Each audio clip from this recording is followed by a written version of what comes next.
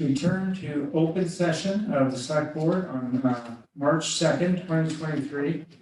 And I would like the assistant town administrator to read the open session agenda, please. Good evening. After I read the agenda, the board can vote to amend or approve the agenda. There was a public comment, but I haven't been, nobody's comment saying that they have one tonight. Items may be taken out of order and topics not anticipated 48 hours in advance may be added. Item number 1 is the consent agenda, which is the town administrative payroll warrant. Draft minutes of January 19th, 2023, February 2nd, 2023. And our next meeting is scheduled for March 16th, 2023. Item number 1 is the consideration of signing the fire chief contract. The next item is the fiscal year 2022 audit review. Chad Clark, CPA partner, Roselli Clark and Associates is here. The next item is to review and vote the revised select board meeting calendar. The next item is 2023 annual town meeting, review of the assessors article, and the last item is consideration of routine business, which is select board reports and town administrative reports. Thank you, Diane. Do I have any suggested revisions to the agenda? Hearing none, do I have a motion to accept the agenda? Second? Second. Paul? We don't need to do a roll call vote. You know, session, okay. So did you say all in favor? All in favor? Aye. Opposed? Hey, this is easier. This must be- So do I have a motion with respect to the consent agenda? Second. All in favor? Aye. Aye. Okay. All right, nothing. The next item is consideration of signing of the fire chief contract. I would make a motion to sign the contract as proposed. Second. All in favor? Aye. Opposed? Great. It's officially signed. We actually, yes, go ahead, Zach. We actually, huge advantage to meeting in person. We actually already signed it too. Good, back to normal, We good. don't know what we're doing here. I just, thank you, Mr. Chairman. I just wanted to come by and quickly thank the board, particularly for the support of both myself and the department over the last 3+ years. On a personal note, I'm really happy with where the department is. We have a really strong group of dedicated professionals, and I really, truly couldn't be more proud to be the fire chief in Sherborn and lead those fine men and women. So, thank you. Thank you very much. Thank you, Zach. Thank you. Thanks For all that you do. Yeah. Thank you. It's a pleasure. As Coach Belichick says, it beats working. Yeah. Yeah. Well, actually, you gotta go to work now because you're training sessions tonight. Thank you, Zach.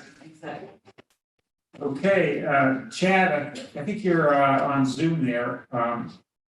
Next item is to present the report, which we've got a copy of here, and look forward to you giving us the highlights, please. Can you hear us all right? Oh, there you go. Yeah, it's a little choppy, but that's okay. Didn't want to interrupt. Hello, everyone. How are you doing? We're good. This is my first time presenting to you. For anyone who isn't aware, we were the newly hired auditing firm for FY22. So we took over the audit and kind of went through everything. I know I had a lot of nice conversations with the various financial team members. We're getting up to speed on the town, and then I think also hopefully maybe we can give a little different flavor or perspective on some of the things financially to look at as things go forward. So what I'd like to do is start first of all by going through the financial statements. I don't want to go through them page by page. That'll probably bore everyone, but there are a few highlights and areas that I'd want to point out to you all, just in general, for you to have a overall understanding of what the financial statements are. If anyone comes from a commercial background, they are a little different because they're governmental financial statements that are put together as required by GASB versus FASB. So just kind of go through it real quick with you. I would say that the financial statements themselves are on pages 11 through 18. If you have a copy of it, you all may want to focus on that We did area. receive a copy of the 5-page summary and the 30-page full report. Yeah, okay. So I'm going to kind of go through what's in the section that's called management's discussion and analysis, which is on page 14 through 10, which is it's effectively a narrative of what the financial statements are on the other pages I just listed. So if you want to follow along, I'll kind of try to put some explanation to the numbers a bit. So the first one is the statement of net position on page 11. It's effectively a form of a balance sheet for anyone who has general accounting knowledge. This is a full accrual version of the town's financial statements. Normally, the town files all of its paperwork and maintains its with the Department of Revenue and maintains its records on what's called the UMIS basis of accounting, which is a statutory Massachusetts system. So this is going to depart from that significantly because the UMIS basis is a modified accrual basis of accounting versus full accrual. The UMIS version, or what's similar to that, would be the balance sheet that is on page 13 and the income statement page, which is on page 14, just to kind of help you all through it. If you want to try to match up with maybe other reports that you see within the town, you'd want to be looking at how numbers are on 13 and 14. But starting with page 11, the net position statement, as you'll see, there are assets of $53.2 million within the town. 74% of those assets, totaling about 39.6 million, are actually your capital assets net of depreciation. So a large chunk of that is basically fixtures. It's not liquid. You can't spend it. What you do have to spend, if you look at the top, is there's a cash and equivalents and investments. That is, unless reserved, that is about $12 million of cash and investments that's held by the town. Going down the page, if you go about 2/3 of the way down under non-current liabilities, there's a section due within 1 year, due in more than 1 year. Those are your long-term liabilities. The areas that are in there are your long-term debt, your bonds, outstanding balances, your OPEB, your net OPEB liability, which is your other post-employment benefits, and your net pension liability. Those contribute mostly to what those items are. Obviously, in the case of the OPEB and pension, those are very long-term liabilities. That's taking you out many decades that the actuary calculates and provides. The long-term debt is items that you're paying down annually based on the amortization schedules that were provided at the time. About $1 million went towards reducing the long-term debt this year for FY22. There's a more detailed schedule of what makes up that number in the footnotes on page 33, if you want to reference back to it after my remarks here. Going now down to the bottom of that page, is kind of the more interesting aspect. It's the net position, which general accounting that would be your equity section. So as you'll see, there is a net position of 19.6 million. It's a little inversed because you'll see that the net investment in capital assets, which is the capital asset number up above, less what is still owed in debt on those items, was 26.9 million. Obviously, that's about $10 million more than the total. So we say, well, why is that? And if you look at the unrestricted number, it says a negative 12.3 million. The negative is pretty common in municipal accounting.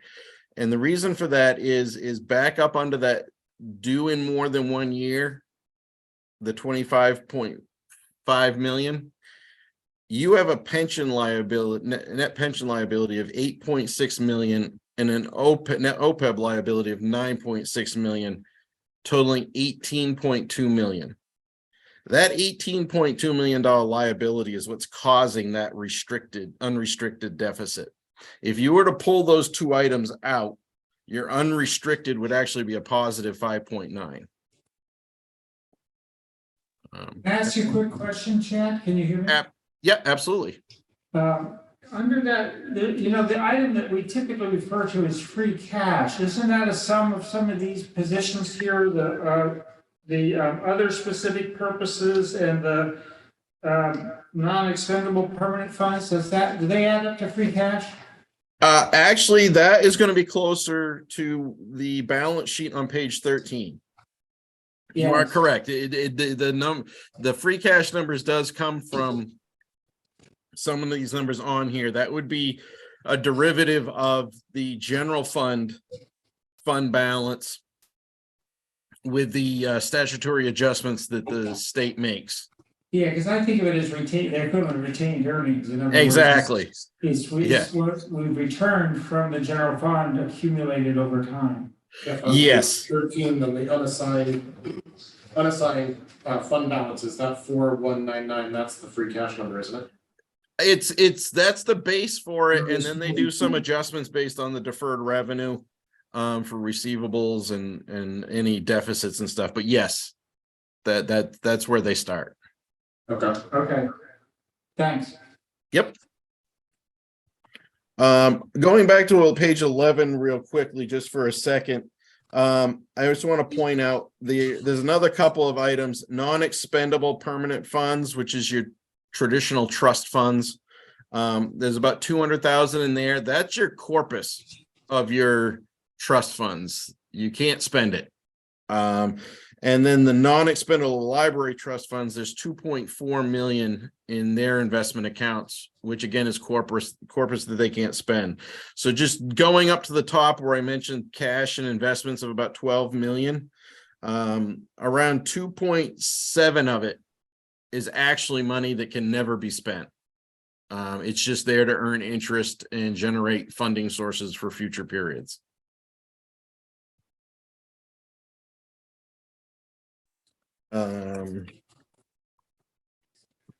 So let's jump over to actually that balance sheet on page 13 real quick.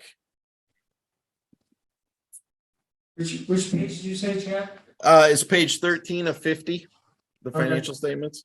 I was asking, there's no way to turn the volume up on the TV, just on remote control where you turn the volume up. I can try to talk a little louder. I didn't know if I'd be shouting at you guys, so I didn't want to. Get back to me. All In the back here. right. I can hear So you. if we look, is that better if I talk a little louder? A little bit. We're still working on our audio. It's not you. Okay. All right. So on the general fund column, one of the new things I wanted to point out, if you look down through, if you were to compare last year's financials to this year's, you're going to see a new category under assets called lease receivables. There was a new GASB number 87 that had to be implemented this year, which changed how leases are accounted for. Historically, leases were only accounted for as liabilities. So figure like a capital lease, if you were to say buy an ambulance through a lease or a police car through a lease, those were reported down below as liability and obligations. Starting with 87, you had to start picking up operating lease obligations, but you also had to start picking up lease receivables. And in this case, what primarily made up a lot of that is your cellular antenna leases that you probably budget for. and see- Yeah, yeah. Yeah, so now what you're seeing here is those are multi-year agreements that we had to amortize out. And that's the principal piece because we had to impute an interest rate. There was all kinds of things we had to go through, but to get to that number. But I just wanted to explain that to you all that if you're wondering why all of a sudden that shows up on your financials, it's because there was a new GASB implemented this year for it. And if you look down under deferred inflows of resources, you're going to see leased property in the same number. So it's an offset between assets and liabilities. It's not impacting your fund balance or free cash or anything. So that was the new area. And as someone pointed out, yeah, you have unassigned general fund balance of 4.2 million. That's fairly healthy. Let me just jump over here to the section I want to see here.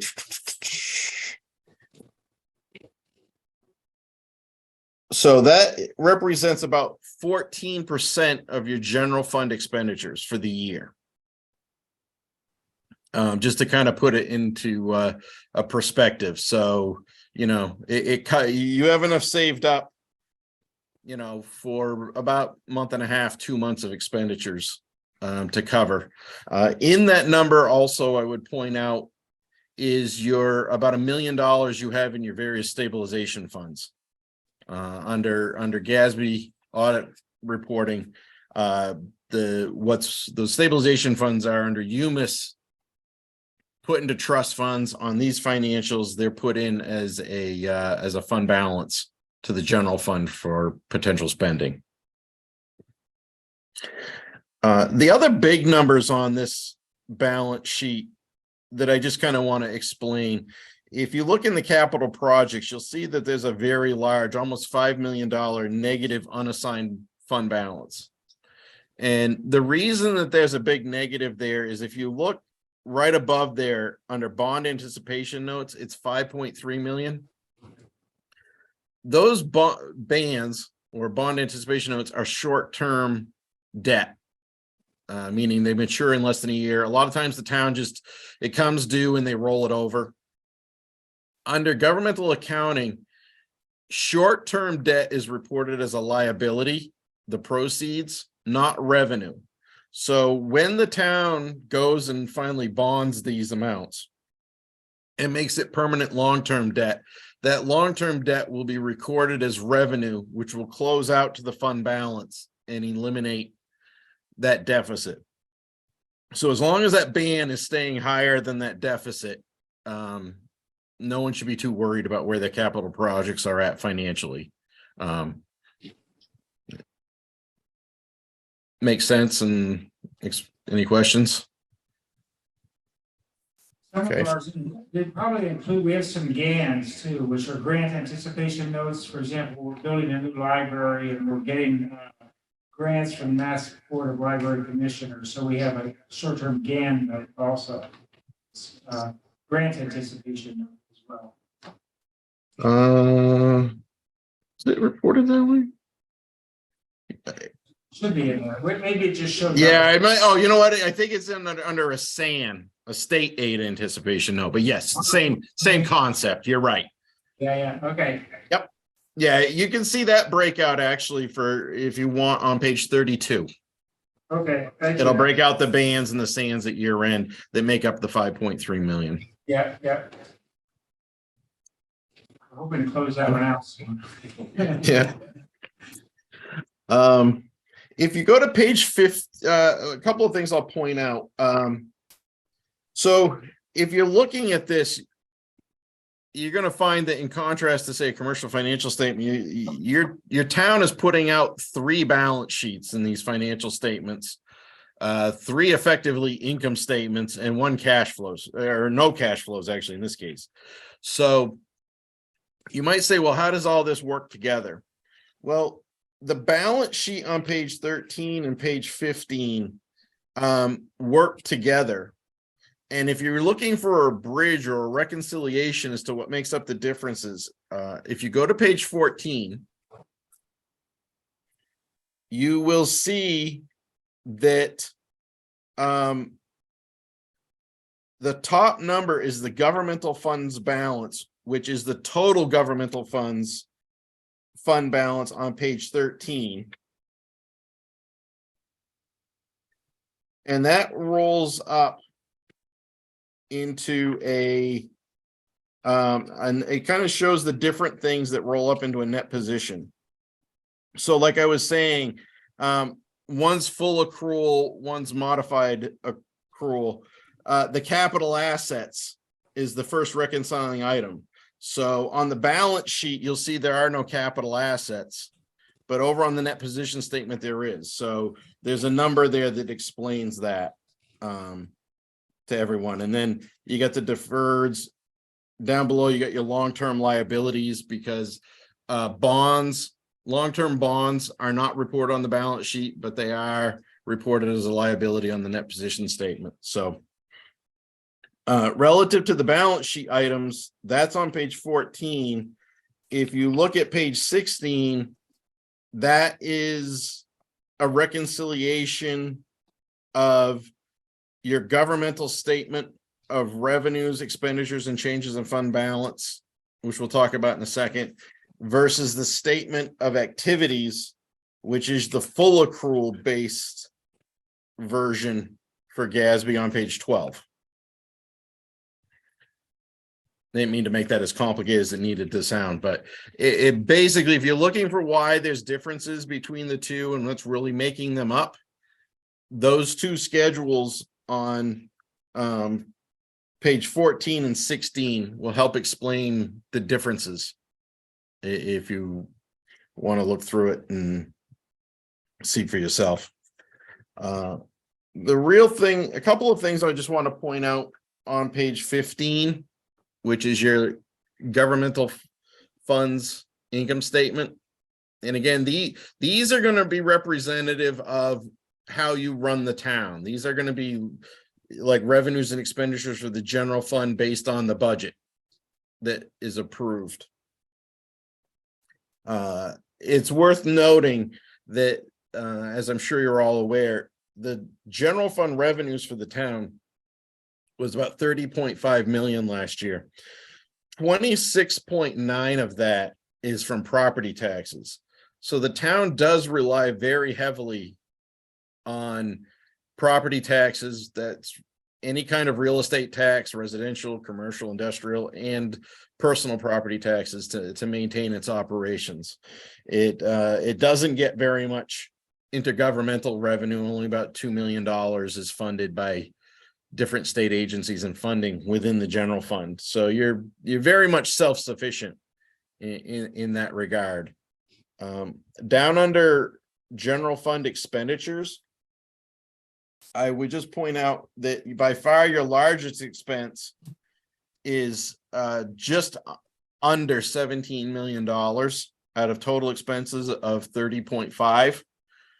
So that was consistent, and that's under education.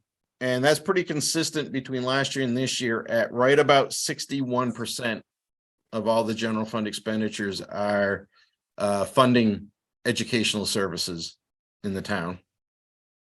The other larger one is public safety, which was this year 14% of total expenditures. Everything else was less than 10%. Is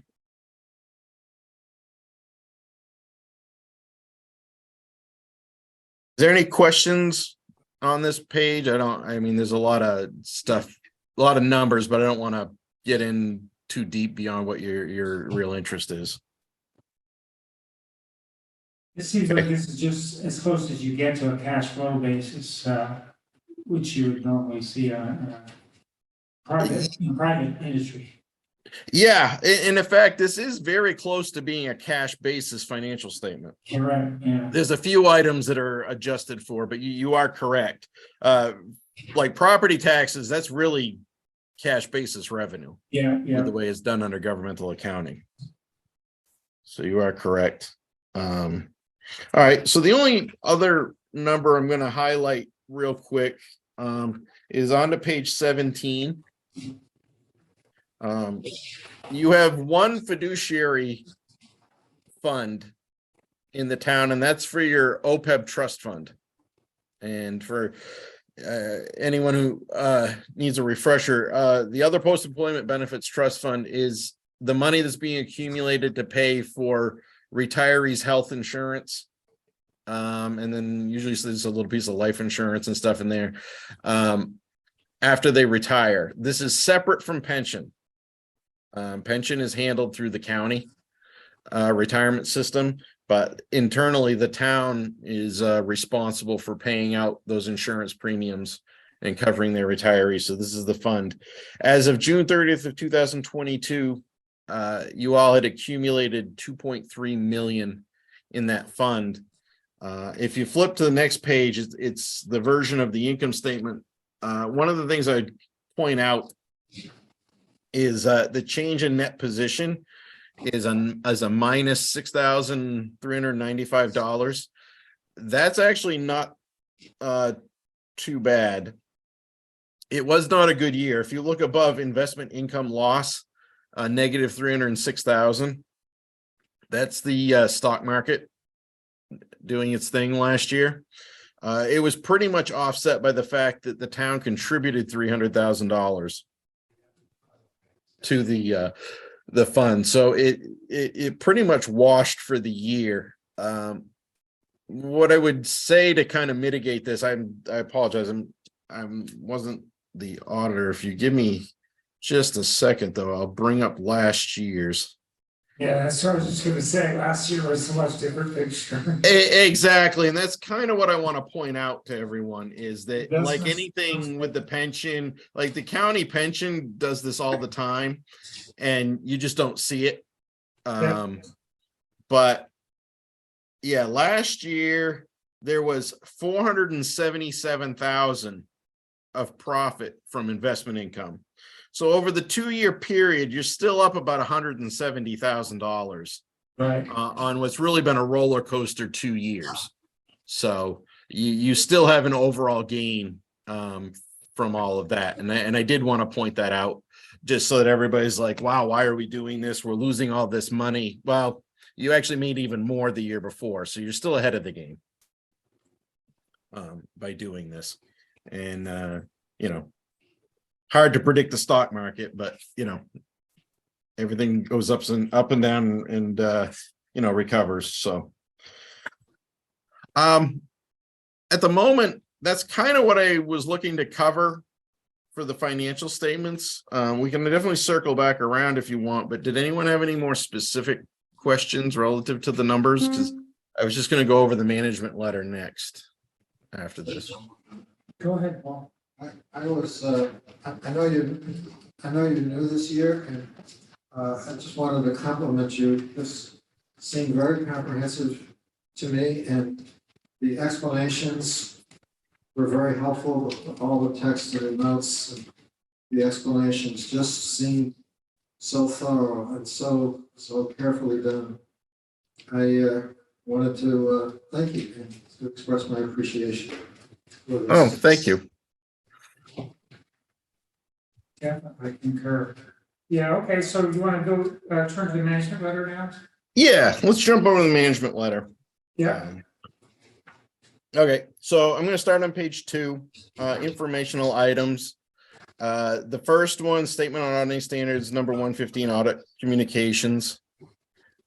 It's just, this one is, we're reporting that we had no significant deficiencies or material weaknesses that we identified during the audit, which is obviously what you're shooting for.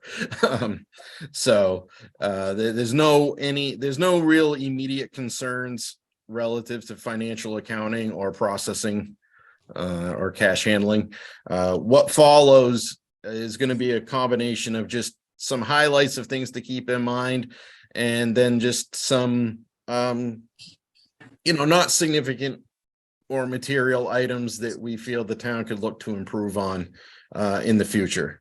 So the first one underneath that, fraud risk mitigation, as I said in the thing, reminder to be vigilant. It's it isn't a great time right now for fraud. It is definitely on the upswing, and it's definitely on the upswing, as much as municipalities, if not more than average. So it's really a reminder here to, always consider any new processes being implemented, having a good check and balance in place, having supporting documents that are adequate, that support both the revenue and the expense. Obviously, a lot of people think like, oh, money out the door. We have an invoice that covers it. That's great. In the case of receipts, most of your revenue is coming from property taxes. So that's pretty straightforward. There's the chunks that come through the state are wires with backup from the state. So that's covered.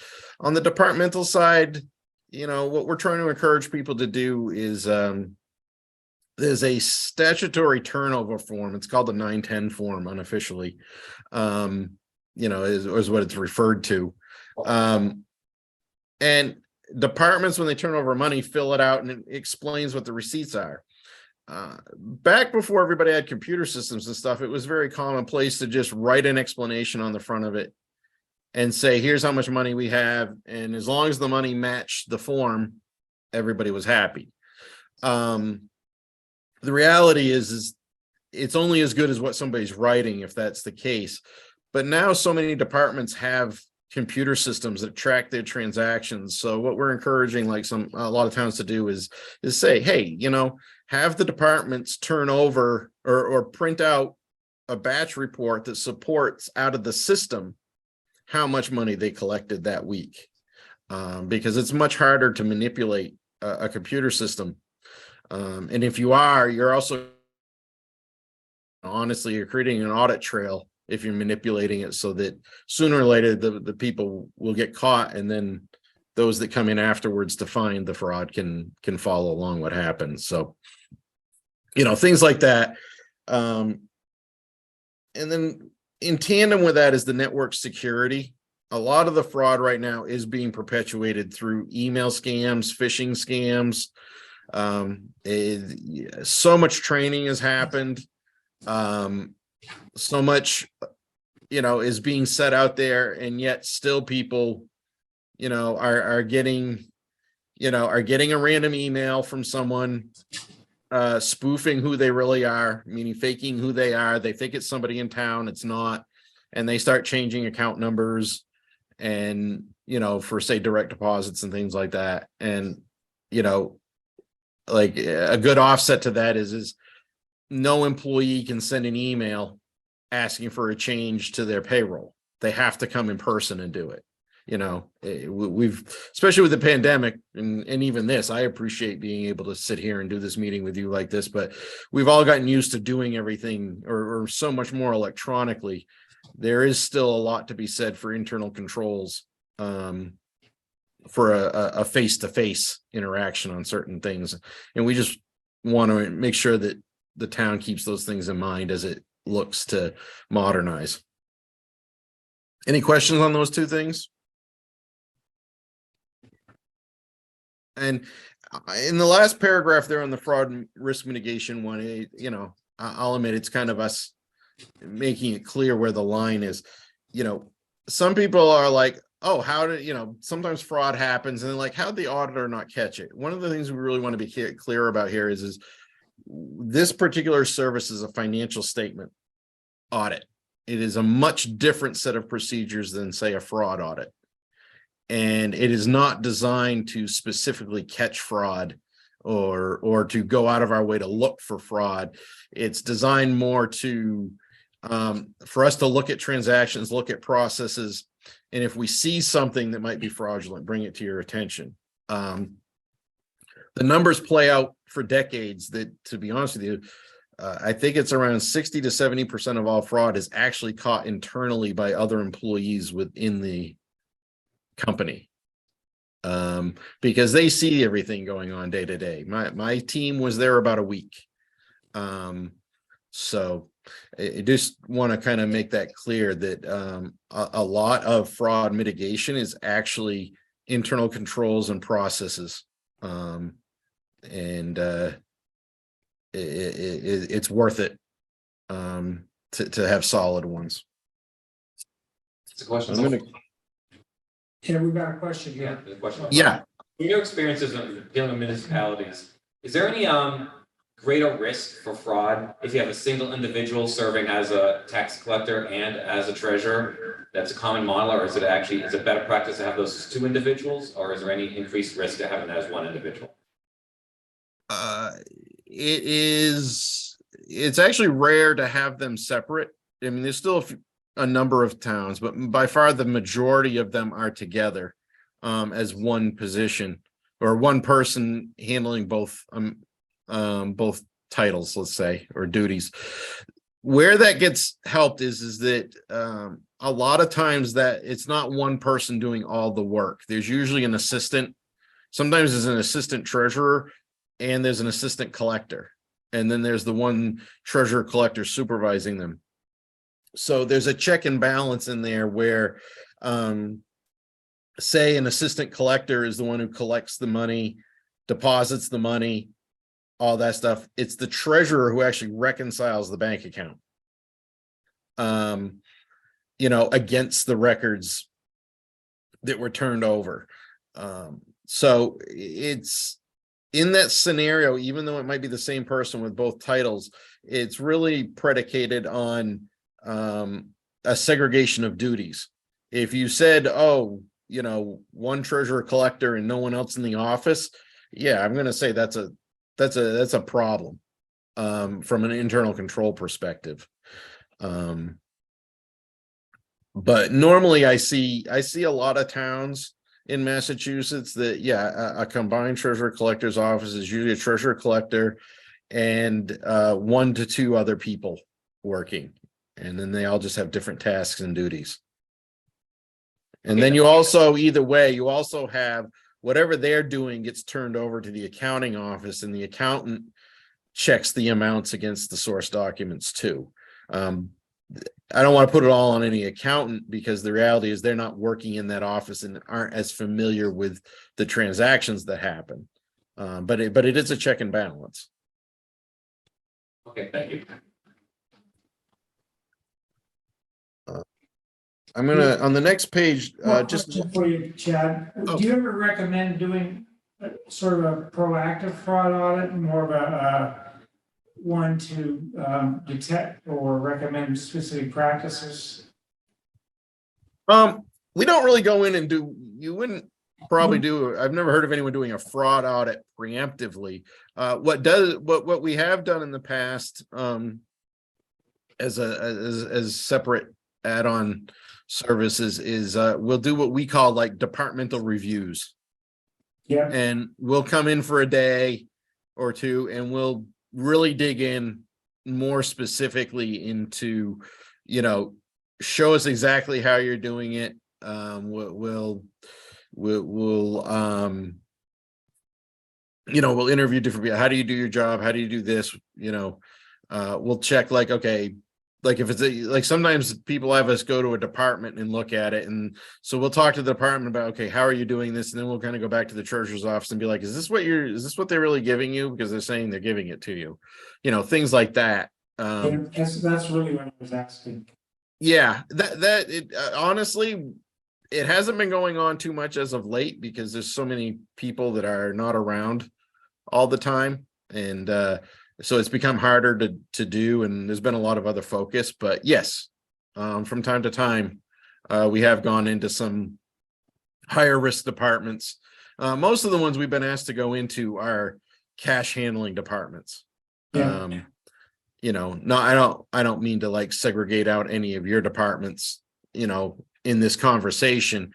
So this is a very general comment, but a lot of times, like towns that have transfer stations, if they're still collecting money on site, I know a lot of towns are doing anything, are trying to go to like a credit card system where they're collecting the money at the collector's office, so that there isn't money exchanging hands off site. Some of the council on agings, there's actually a fair amount of money that exchanges hands there.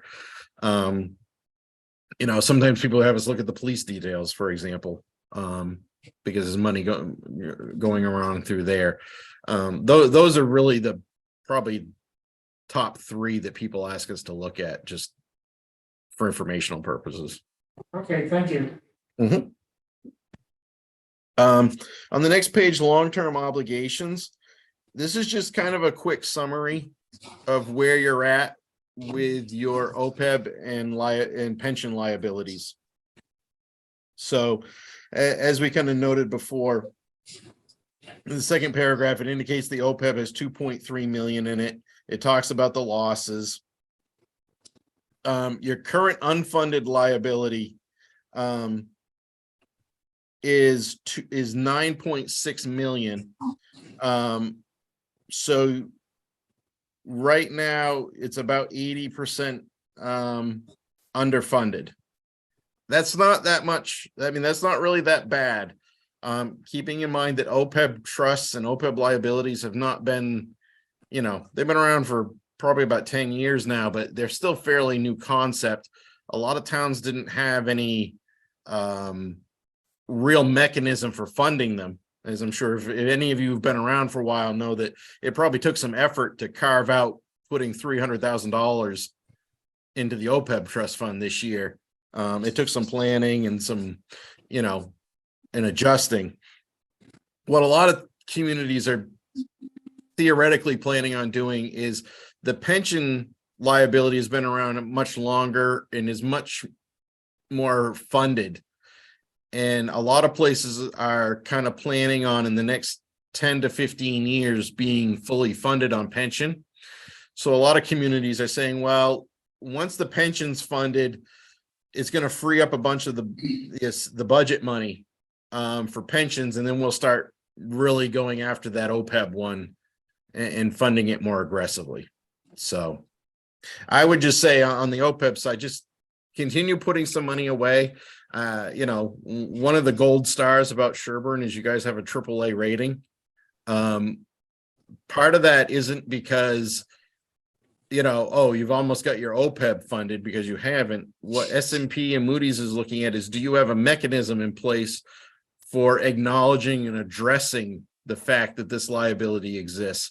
And the fact that you're putting away that $300,000 a year is them acknowledging the fact that, yeah, the town has a funding mechanism for this. They're taking it seriously, and you get points for that. So as long as you keep up that train of thought, you should be fine over the years. Yeah, we had our treasurer who's here tonight. We had a long call when they renewed our AAA bond rating. So we went through all kinds of things with them that we're working on, including OPEB, but include other things that policies I attended, the treasurer attended, the town accountant attended, and head of we call our finance committee the advisory committee. So how long were we on the call? I had several calls with them. It's quite a while. So they asked very detailed questions. So I think they appreciated that. Oh, good. Yeah. Yeah.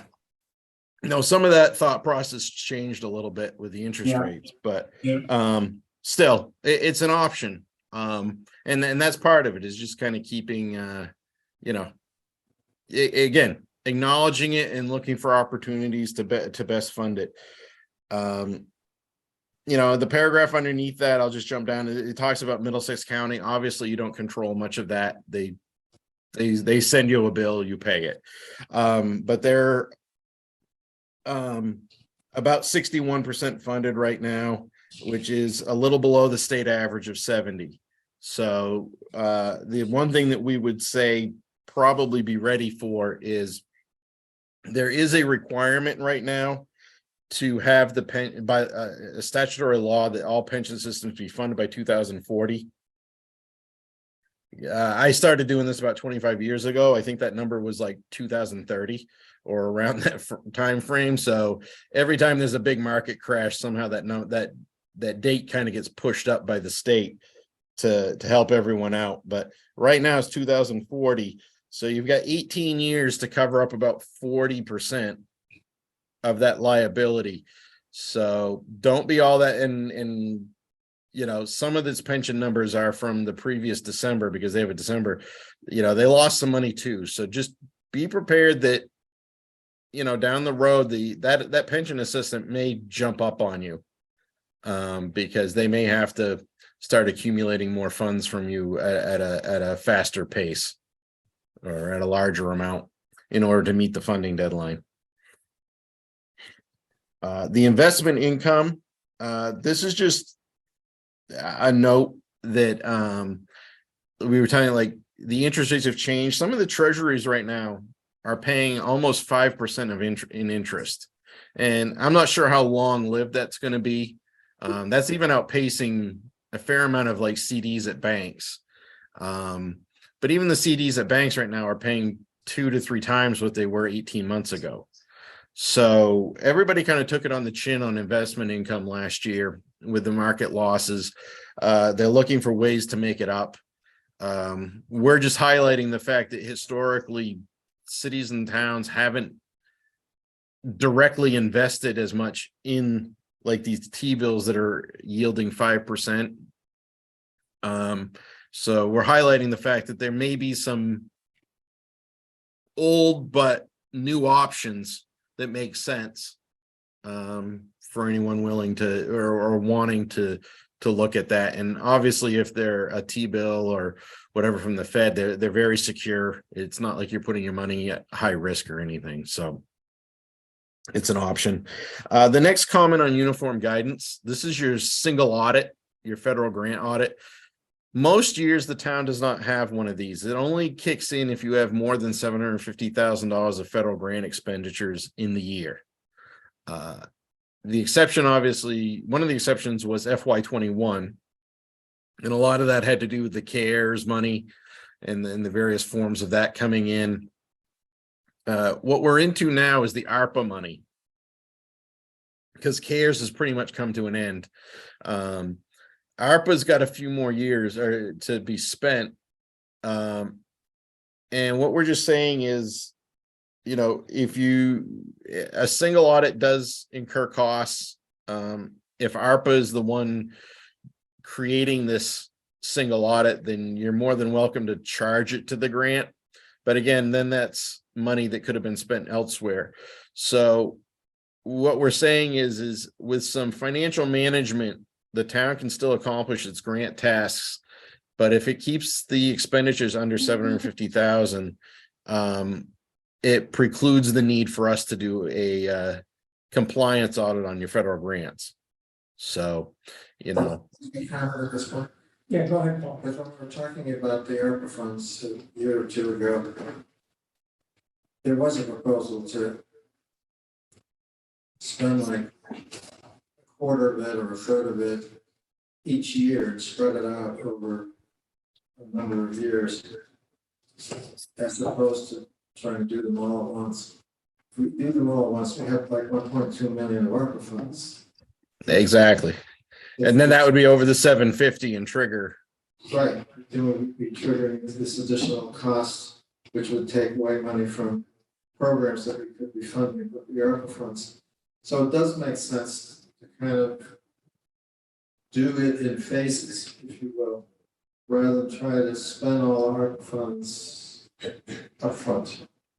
I think we're sort of seeing it, Paul, if you think of it, we're contemplating 350,000 for irrigation system or field, but we really authorized 100,000, I think it was, to do that assessment and drill some wells. So that's 250 that we deferred.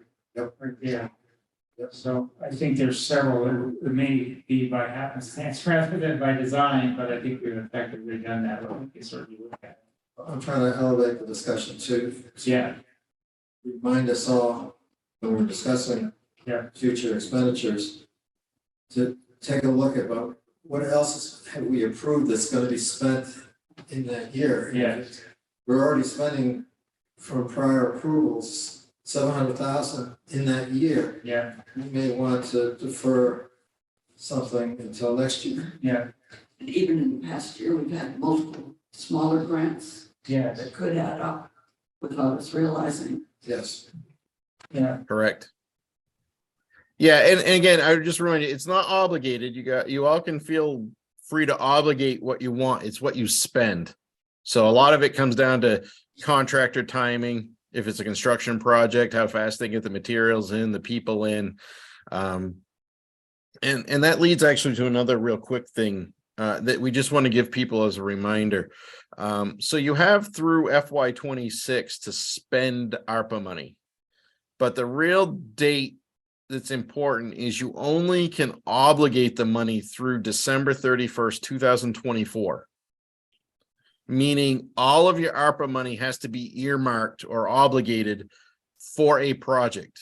That means either a PO in place or a contract in place. If you were to make your last obligations at a selectmen's meeting on December 31st, that's great. But if you don't have a contract in place by that date, it's not going to qualify to be spent under ARPA without triggering a compliance finding. So we're just kind of warning people that there's a lot of dates flying around about ARPA. The first real important date is that by December 31st, 2024, everything pretty much has to be lined up. But then you get another like 18 months or so to actually spend the cash.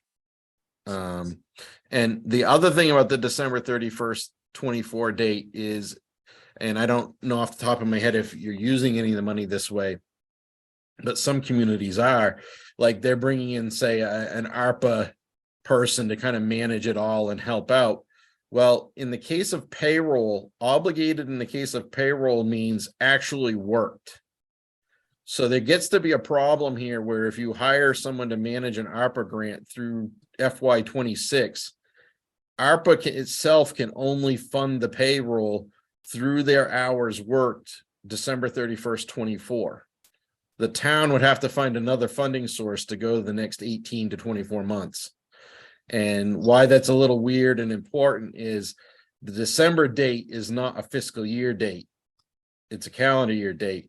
So the town budgets on a July 1st through June 30th. So if you are paying any salaries with ARPA, you need to be aware that in FY25, 6 months can be charged to ARPA, but the last 6 months can't be for payroll.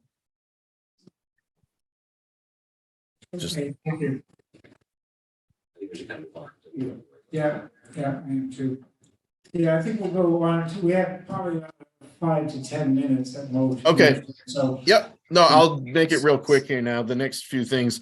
The special revenue balances. There's the ambulance revolving fund ended up with a deficit of about $10,361 at the end of the year.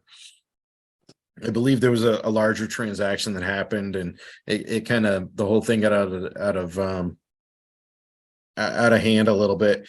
That fund is never supposed to go into deficit. You're only allowed to spend what you've put in for receipts. So I'm pretty sure DOR hit your free cash for that. And it's also, it's not following Mass General Law. So just wanted to make you all aware that has to be closely monitored to prevent that from happening in the future. The other thing I wanted to point out, and by far your ambulance service is not the only one that's run into this, the receivables balances for ambulances has been growing in the last year. But as you'll see, the receivable balance grew about $79,000 or 36% over the prior year. Had just 11,000, because it's modified accrual, when it's billed, it doesn't get counted as revenue, only when you collect it. So had $11,000 of those receivables been collected, the fund would not have gone into deficit. So it's situations like this that, I just want to point out that receivable balance and managing it can impact stuff when it comes to like this fund going into deficit. The next area was the Chapter 90 receipts. Chapter 90, as you know, is your roadway. You're allowed, once you spend the money, you're allowed to draw down a request to fund that. I know sometimes people are like, we're going to do some summer projects and do it as a lump sum. The problem is if you have a deficit in that fund, again, DOR reduces your free cash for the deficit. Now, DOR is pretty generous on this in the fact that any other grant, you have to have the money in by the end of September. In the case of chapter 90, you just have to apply for the funds by the time you turn in your balance sheet. And I'm sure Jeremy knows all about this stuff. So, I mean, I'm not going to kill it, but you may want to look at the timing of that, because even if you don't have the money in when you submit your balance sheet, as long as you show DOR you've applied for the money, they won't hit your free cash for that deficit. So it's just money management. You're going to get the money in, but there is some aspects to the timing of requests. Inactive grant and gift funds. There's a lot here. I'll let you read through it. We found 12 accounts with about $16,000 in it that didn't have any activity. And a lot of it's like gift accounts and things like that. We're just it was something DOR asked us to highlight about 10 years ago to bring it to the town's attentions when they were looking for some money, because a lot of people just kind of forget that it sits there and it can be spent by department heads as needed. So overall, I would say that Deb had actually done a pretty good job cleaning some of them out, some of the unused balances from before. I noticed a few went to zero. So this is just highlighting the fact for everyone that there's still a little bit more money there left to get. It'll probably not be something I put in the management letter next year, but as this was the initial year, I just kind of want to bring everybody to be aware of it. There was one grant account or gift account that had a $2,600 deficit in it all year. Started with a deficit, ended with a deficit. That honestly needs to be addressed. The money needs to come from somewhere to have that deficit closed out. This one, Go ahead. Yes. I've got one question. Yeah, go ahead. normally when I see management letters in other communities, there's a management response that indicates what the management is doing with regard to the response. I didn't see the management response here. Yeah, I have some towns that do and some towns that don't. It's voluntary. Deb and Jeremy and I we talked about it. They did provide me with responses. I'll internally between us, that as to what the plan is. I'll let them address that with you. But it happens either way. I would say most of my clients actually don't provide a response. They're trying to handle this stuff internally, versus say putting it necessarily in a public document. Because some of the responses are, hey, we hope to have this done in the next year, but then things happen. And it kind of puts a inordinate amount of pressure on timing and things like that. I don't want to say Jeremy and Deb felt that way, but I know that's how some towns feel about it. Well, they're useful from my perspective, because if there's issues that come up, it's nice to have, like your statement that this fund was in deficit for the entire year. There's no explanation as to why it was in deficit. It sort of hangs out there like, what happened? But if there's a management response, then you've got an explanation as to what happened and what the town is doing to fix it, and then it will be fixed. So it's like a commitment that things are going to be addressed. So we decided in Sherborn not to do that. If I may, not as part of the reporting as a feedback loop to this management letter.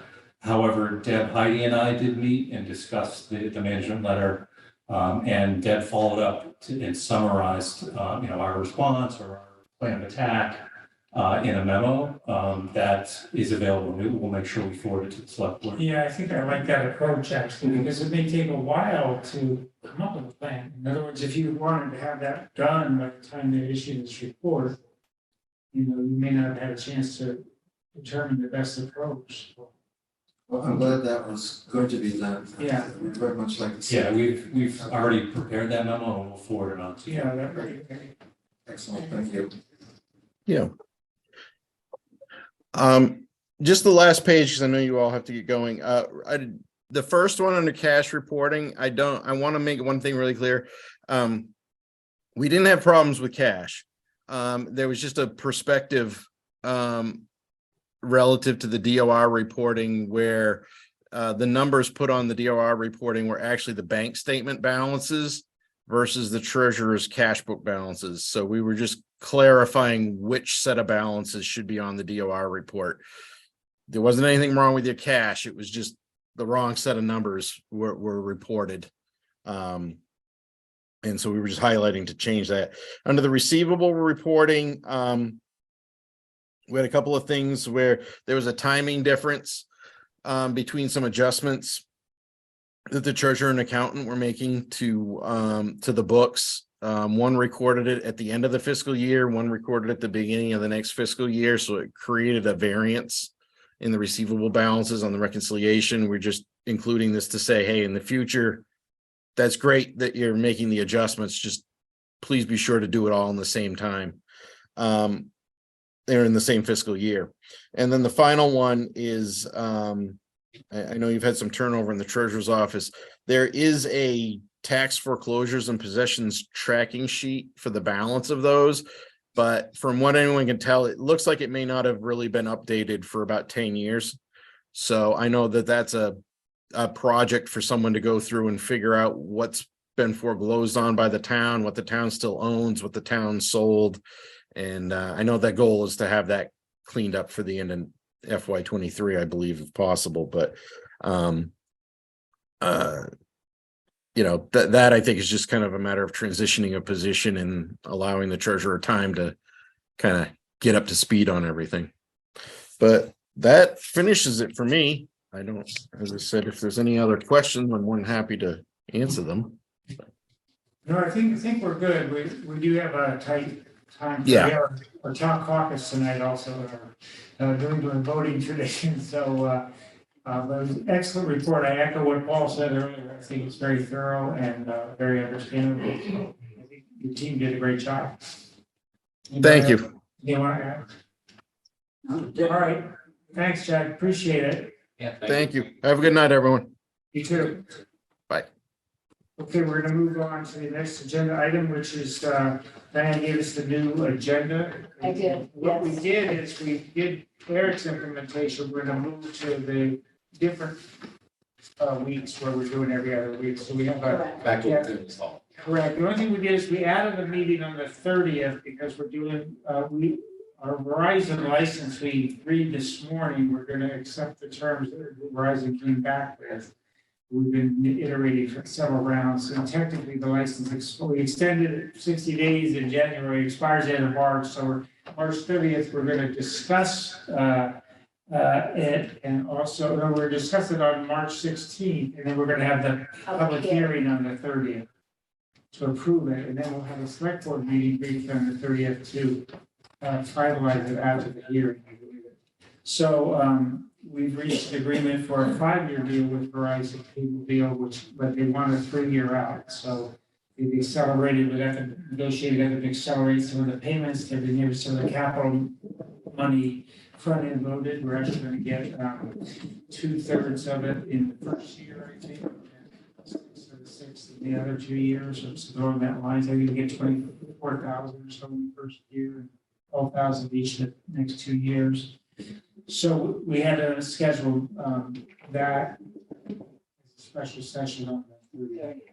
Other than that, we went to your suggestion and we, by doing one more meeting and then we get on your preferred 2-week intervals. So that's how we came up with that. All right.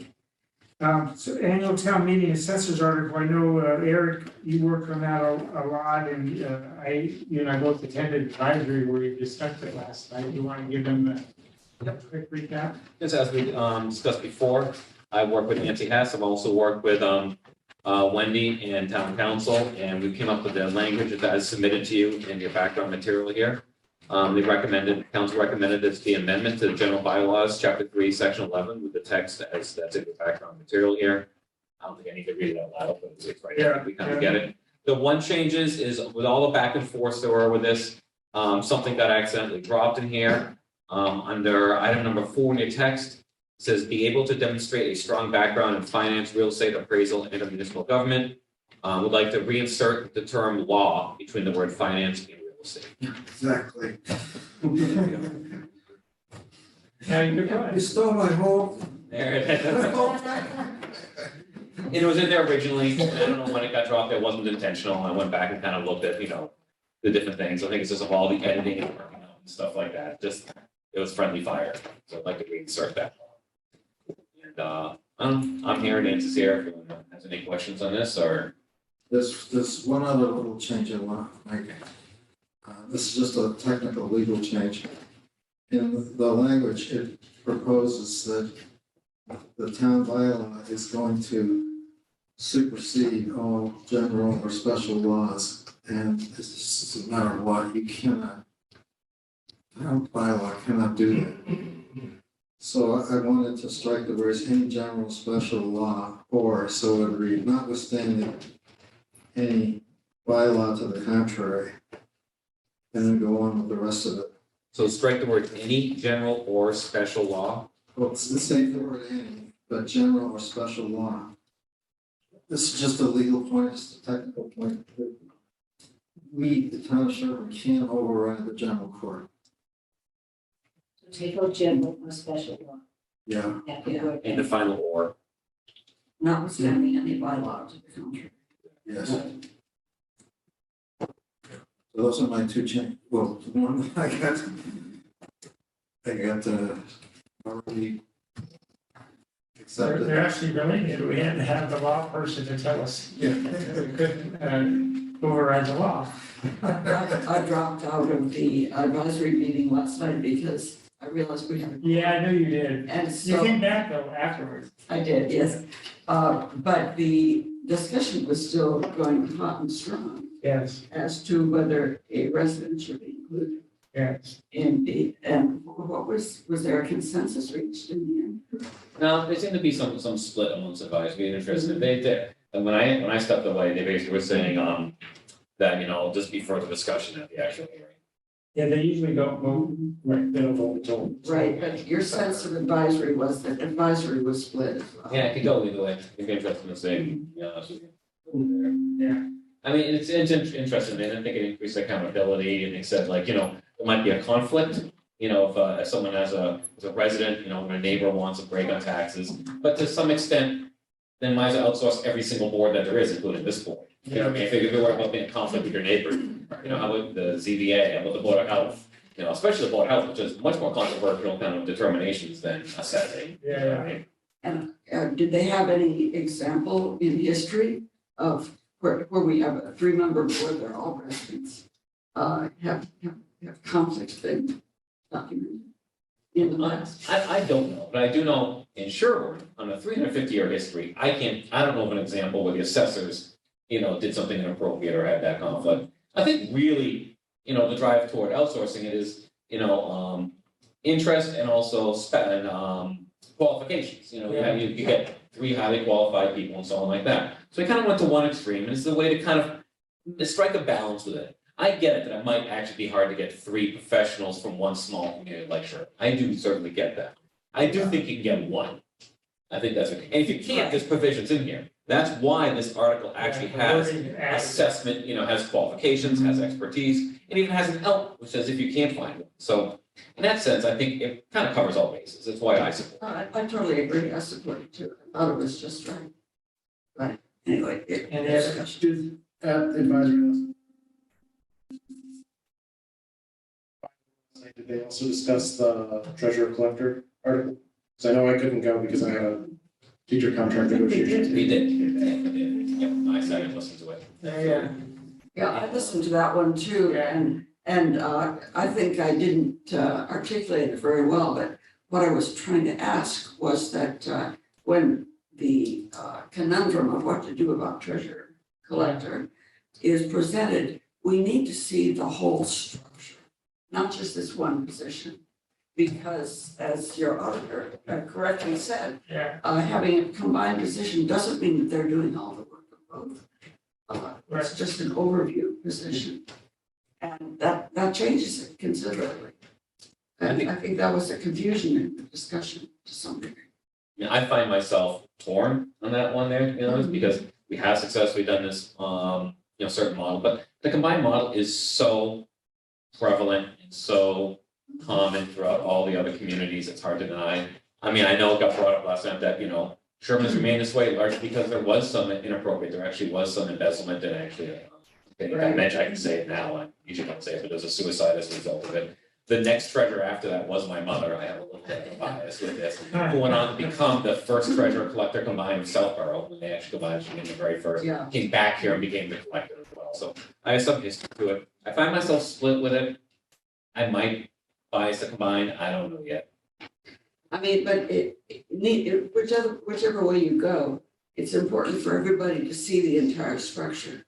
There's also an accountant. There's also there are at least two people in the collector's office actually doing the collector's job. So it's not just. It has to one share, person in a vacuum. non-senior level people sometimes work in several departments. too. Yeah, Like I know the woman from the sensors is working in the accounting department right now. And we have a finance storage. But you do, So we have, right. The accountant. So I think at town meeting, it should be presented as here's the structure that we now have with all those people in place. And then here's the structure here's how it would look with the combined treasurer collector. And I think that's what's needed for people to understand. I'm not sure that we can do all of that for town meeting though. First of all, you only have 5 minutes. It's No, it's a spreadsheet. Yeah. I mean, it's a, whatever, a flow chart. Yeah. So it would help, it would actually accelerate the discussion, I think. Okay. Okay, so is there any questions or? Any further discussion? Okay, hearing none, we go on to select board reports. Do we have a select board report? Actually, before, should we vote on this? Will we support this article We here? usually vote on the articles. we did all of us. Oh, Yeah, that's right. Yeah. One thing I'd like clarified, I think this is Groundhog Day with that question. Yes. I thought that the wording of articles could be altered up to the time the select board votes to accept them. As long as it's within the. Within the. We closed the warrant though. We haven't signed it yet, I don't think. So there should be a motion to put this wording on the warrant as the article. I think what we should do is on our meeting next time, right before the hearing, Yeah, is 16. we vote on these, how we support these articles. Because we've now seen them all, and we kind of do a final vote on Thursday the 16th. So we're prepared for the 18th. Yes, I agree with that, but I think given that we have different language here, but we actually put that. So I'd move that the language as amended by Eric and as amended by my comment, be put on the warrant for article. Clearly, the assessors are going to. This is our- But so do we have to open the warrant to change the language or we haven't signed the warrant? No, we haven't signed it. I thought this meeting was about signing the warrant, but. we No, haven't signed it. At your 16th meeting, the 16th. 16th, you'll need to vote to sign the warrant. Okay, so the staff needs to know how to finalize the warrant, so I'm suggesting Right. this vote so that they know what to put on the warrant. I think opening and closing the warrant is if you're adding more articles that weren't there when we closed the warrant in January 7th. Okay, so we'll do that on the Still 16th. change wording. We also have a meeting at 8 AM if we need it on the 18th. You know, we do that at town meeting in Linquist too, we're gonna have a half-hour meeting We before. can't be changing the warrant at that point. No, we're not. Well, Thursday night, Sometimes there's the things day that come up. before, really. Sometimes lawyers bring things up at the last minute. Water. All right, I think we're in violent agreement, so we'll have, I know it's already on the agenda for the 16th. Okay, but can I make the motion that this language be? Okay, Yes, second, all right, all in favor? Aye. Opposed? Nay, no nays. Okay, sounds good, Paul, thank you. Any select board reports? Just a quick one, we're in the midst of negotiations for the teacher's contract. So I can't really say much more than that because it's all an executive session, but it is. Made two already, I mentioned that, you know, we pretty much agreed to terms with Verizon for the cable lease, which will finalize with the public hearing. We'll have it on the 16th discussion, and then we'll have a public hearing. We have to advertise for 14 days, so on the 30th of March, we'll have a public hearing and we'll vote too. So I have a special one agenda item, select board meeting on the 30th for that reason. And then I did a detailed walkthrough of the library day before yesterday. Almost all the books are on the shelves. The staff is exhausted. They work tremendous hours to try and get to where they are. Really is exceptional, exciting to see how far along. The children's wing is all set up. So, you know, the new children's librarian is there. I met her name is Jess. I'm really excited about it. So is there a prize for the first person who runs in there? Yes, the first one. I don't know. There's still in the adult section, there's still sort of a deacquisition something. I mean, it has stuff in storage, you know, for 5 years. So they're it's actually, you know, deciding things, and we changed librarians. So it's looking at things we may want to deacquire or not include in the collection. So they're still doing that. And whenever you do that, then you have void spaces. You have to move the shelf. They're actually going from 5 shelves to 4 shelves because they got tall books that don't fit. So it's harder than it sounds, but they're making huge progress. So, That word deacquisition is such a lawyer's word. it is. Like, let me throw away. I actually got it from the Historical Society of the Museum. That's what they do, deacquisition of the artifacts that they Give have. us some taxing. Yeah. Did you want any town administrator reports, Sharpie? No, in the interest of time, I don't have any tonight. Okay, I have a quick report. okay. I attended the Metro West Regional Collaborative this week, which is like Holliston, Wellesley, Natick. I mean, the group of towns that actually we do interact with the most. It's really a good group. And they, their policy is that a select board member and a planning board member from each town should attend. So it's kind of a different level of discussion. It's quite good.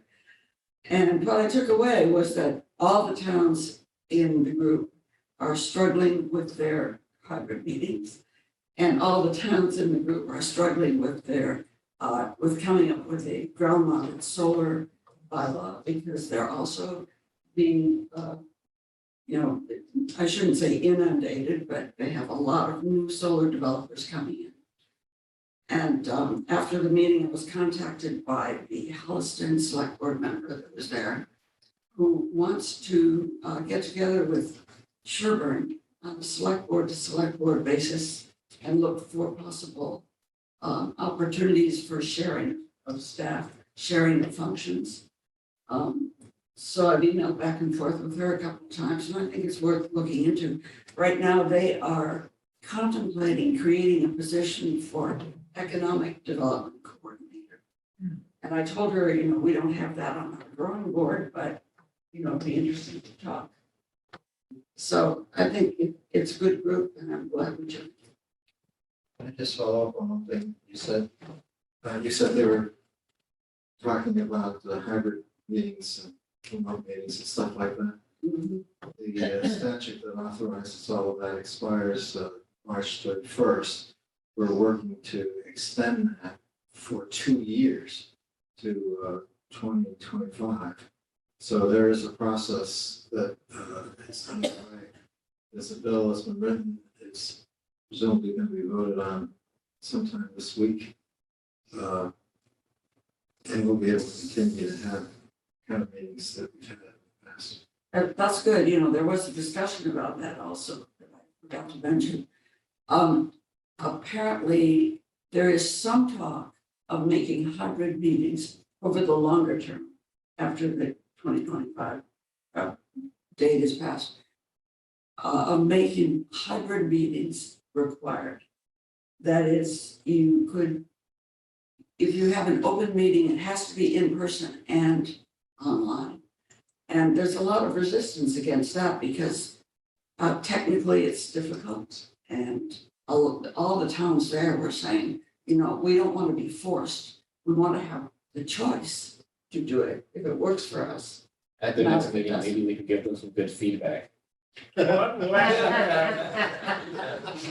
what I would say is, because Chris Petrini sent a lot of this information to me already. Okay. Because that's why we're doing the Verizon thing on March 30th also, but Okay, what I think the approach will be is not to make it required, but make it permanent rather than 2 years. And so what's Right. turned out, in addition to what Paul said, they are gonna vote to go to March 30th, 2025, but Rebecca Roush and James Arena DeRosa are looking for input to just make the option permanent, not have an expiration date. So they both that's have good. asked for us if we're interested in having to be considered permanent. We submit a letter from the town to both of them.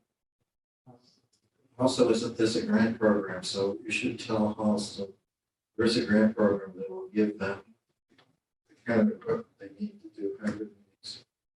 Yeah, we have some new things that Klaus hasn't set up yet too, so. Rick's Oh, gonna that's have how to we set got. that. We have some things in the works. Way to generate revenue is if we finally get this figured out, we can rent our room out the house. Yeah. There you go. Sounds good. All right, well, I would accept a motion to adjourn. So moved. Second. All in favor? Aye. Opposed? Good. That's good. All right, thank you, everyone. Thank you, Rick.